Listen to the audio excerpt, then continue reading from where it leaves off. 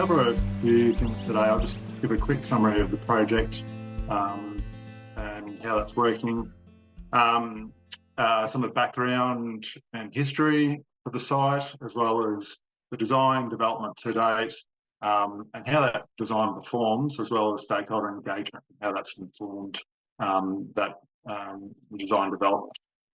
So as a bit of context, in terms of where we're at and with reference to the images on the screen and the map down the left at first, so Town Rivulet is located about 5 kilometres north of the Hobart CBD, and you'll see it's about a few kilometres north of Tasman Bridge with into Hobart, and situated just to the east of the estuary discharges into the Derwent estuary, just east of the Brooker Highway, which is a northern approach to the city. And the project site shown in red there is bound by adjacent private property and roads, which I'll reference in future images coming up. So a bit more in terms of the context. Town Rivulet is on the boundary between the City of Hobart and Glenorchy City Council, so which is why both councils are working together for this project. The rivulet itself has quite a significant catchment.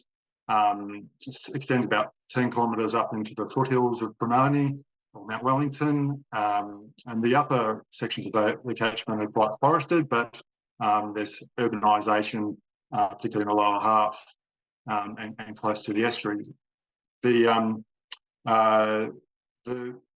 As I mentioned before, the estuary is immediately downstream of the Brooker Highway, and the culverts under that highway create a hydraulic constraint, which causes flooding upstream and adjacent to the site. So you'll see with the image, so on the lower right, in the areas in red where there's been significant flooding during peak events in the past, and that's what the modelling demonstrates.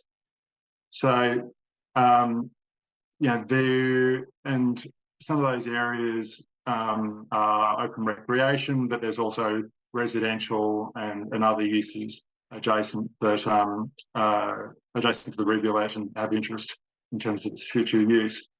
But worth mentioning, there's plenty of activities adjacent to there, as I said, recreation and many great things that councils love to encourage, but also some less positive activities which we're hoping to address as part of the design process and for the success of the project going forward.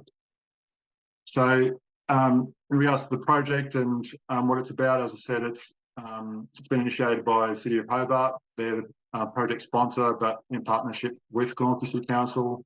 The primary driver for it is to deal with failing assets, and you'll see these concrete batters that were installed in the 1960s that are starting to fall into disrepair. They're really at the end of their life, and the abutments for the weir has erosion downstream where that's failed. So these are not uncommon engineering issues, but there's a broader context here which is worth talking about.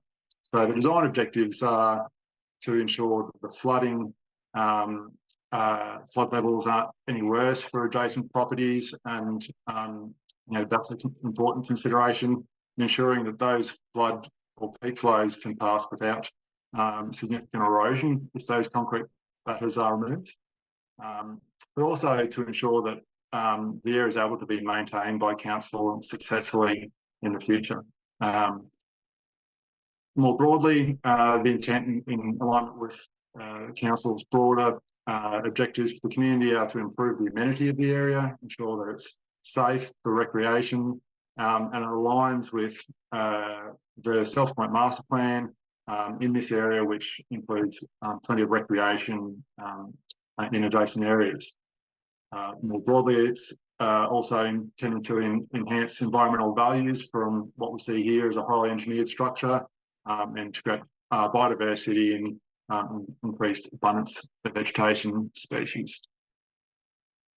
So a bit of background, which is important context, I think, for this site, is that the estuary was reclaimed between the 1940s and the 1960s. So you'll see those images on the right, and the project area, which is highlighted in red, either side of the channel, is on close to the natural western bank, where there was significant landfill that occurred from the eastern bank back towards what is now the eastern shore of that channel.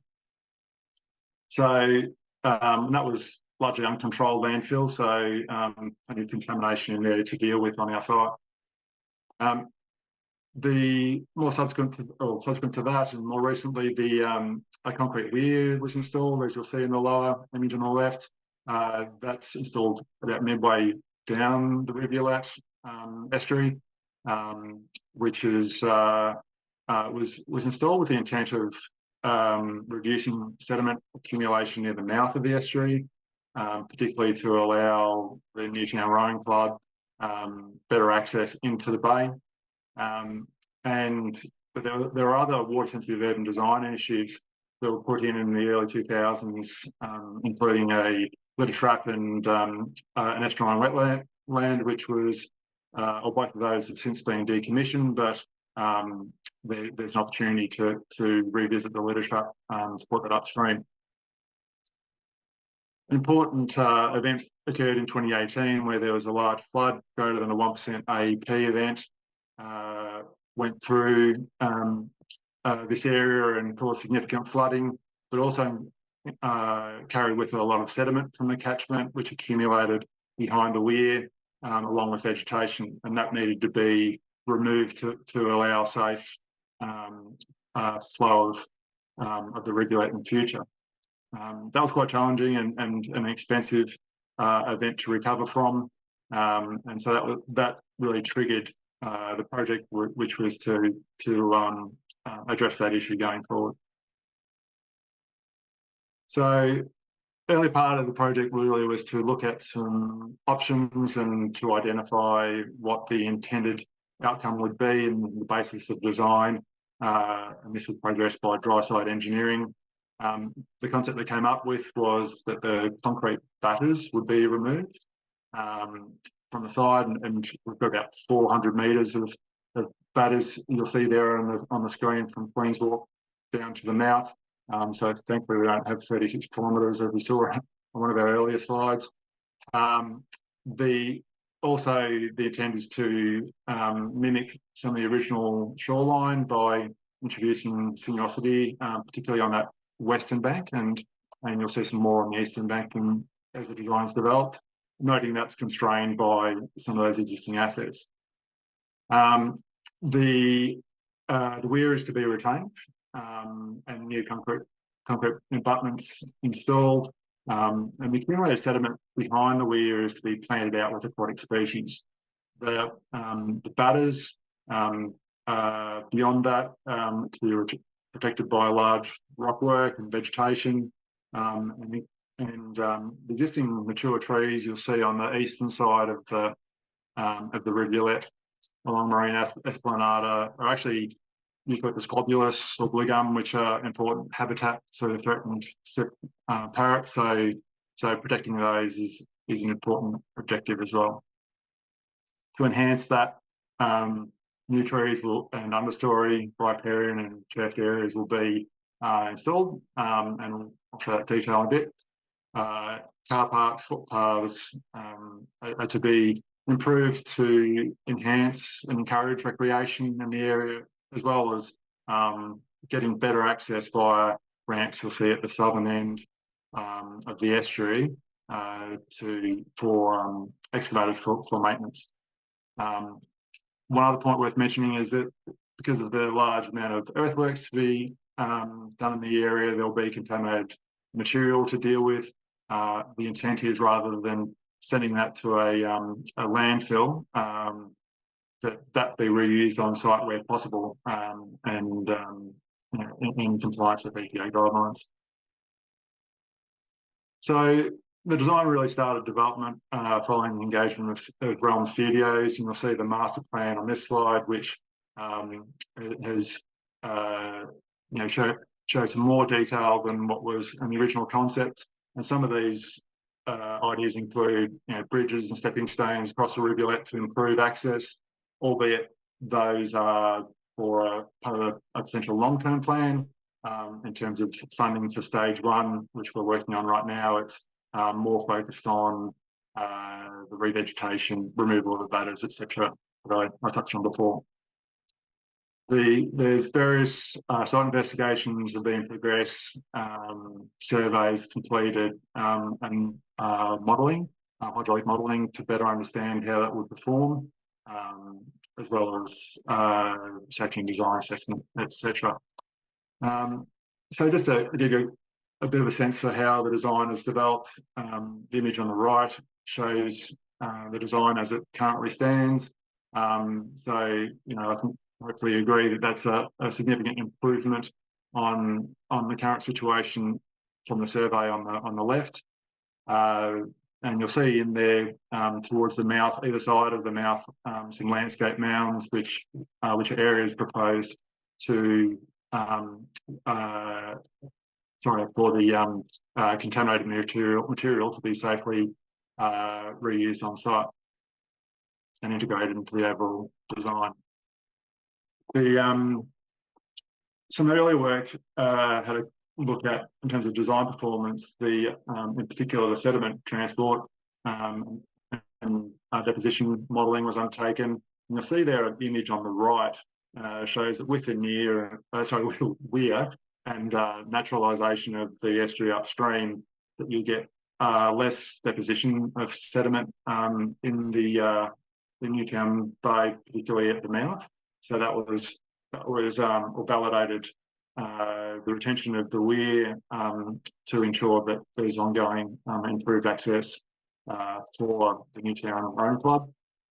And in terms of the flooding, the hydraulic modelling in hectares that was completed demonstrated that for the 1% AEP design storm with climate change, that the design scenario, which is the image to the right, or the middle of the screen, that the area of flooding and the levels are improved from the current scenario, and there's no encroachment on private areas, which is certainly encouraging. And worth noting, there's fairly significant flows that occur during such an event. Other aspect of the hydraulic modelling that was conducted by Vivian was looking at shear stress, and that helped identify some areas highlighted in red and dark orange, which are those areas of high stress that require rock protection. So that's been integrated into the design, and that was looking at a low tailwater scenario where you got the maximum shear stress. And so that's been part of that iterative process to ensure that the model performance informs the design and integrated into the final design that's progressed.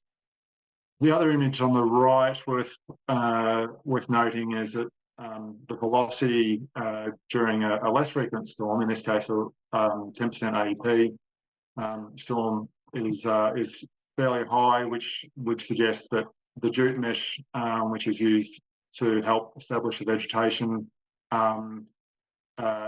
might be at the upper end of its maximum velocity. So there has to be close eye and maintenance on the plantings that they establish before a significant event goes through.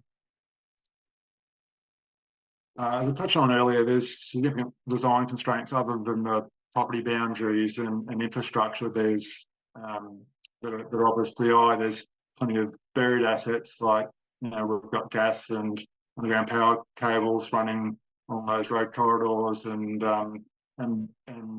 ensuring the design addresses those is important, and because they are often literally hard constraints that can't be avoided, and that need to be designed around, and that's informed how, for example, our maintenance ramps that you see there on the top image, how they're progressed going forward. close interaction with the landowners and asset owners is important, but also the design needs to work around some of those natural constraints, such as the trees I mentioned earlier and their root zones. That has to be, and the overall design needs to be consistent with planning schemes, waste management regulations, etc. And you'll see part of the Tasmania planning scheme in the Glenorchy area where we've got coastal protection zones, environmental protection zones, flood protection zones where we have to ensure that the design is consistent with those. So perhaps just to illustrate some of the design challenges, and this is a section near the weir, midway along the estuary, where we've got relatively steep banks and adjacent to the abutment. And while we're aiming to widen those footpaths to improve access for people in wheelchairs or trams, beyond what we've shown there, that will require more rock work as retaining walls, because we have to ensure that the batters are at a suitable slope to ensure successful revegetation. So it's a bit of a balancing act is what I'm getting at there. This is a section on the western shore, western bank, which is a bit has more relaxed slope, and that provides more opportunity for marsh planting.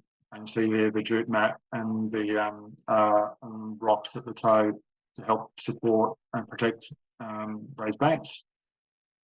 A bit of an overall plan here, the southern end of the estuary showing proposed zones in the landscaping from those marshes to be planted out. And we've got those riparian zones going up into terrestrial and then turf for general recreation adjacent to footpaths.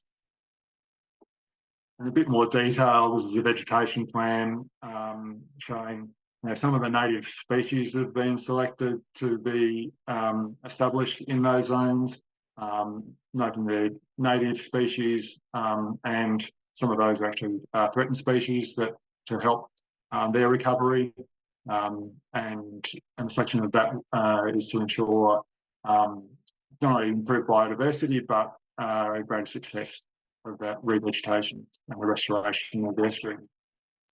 As touched on earlier, engagement with stakeholders and the broader community has been important, and we've just been through a process through online and other forums to engage and understand what people's expectations are. And encouraging thing is that over 90% of the community do support the project, so it suggests we're on the right track. But there's certainly room for improvement in the design, and we're addressing some of that feedback now. But now is a good time to do it before we go out and start, engaging a contractor and starting construction, because we can optimise the design and try to balance those competing interests as best we can. What you'll see on the screen is some of the online materials that we used to communicate about the project and seek their input. That provides a bit more detail for your reference.